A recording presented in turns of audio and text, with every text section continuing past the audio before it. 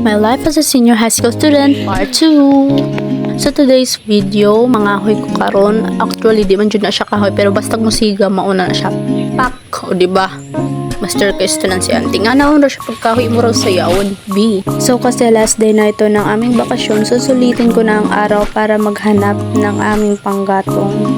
Ilang araw na rin yung malakas na hangin dyan sa amin, pero di talaga siya umuulan. We can't predict the future at saka bukas na rin yung pasukan namin, kaya naghanap na rin ako in advance.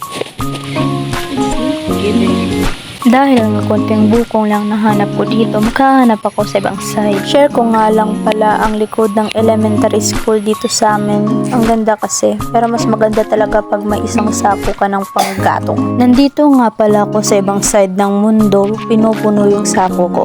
Oops, di siya yung tinutukoy na mundo, yung mundong tinutukoy ko, yung nagsisimula sa letter E at nagtatapos sa letter H. As you can see, madaming mga bukong na naiwan. Pinipili ko lang kasi sila para di siya masyadong mabigat pag kinarga ko na. Tinalian ko na nga yung buhok ko kasi yung pangalawang sako na naman ang bubuhatin ko. Nahirapan akong itali itong sako kasi malapit na nga siyang mapuno. Sa nakikita nyo, kahit ano-ano ng technique ginawa ko para lang maklose ang bunganga ng sako. Nahirapan nga akong buhatin itong sako kasi feeling ko dumudula siya sa kamay ko, kaya naman inayos ko muna yung paghawak.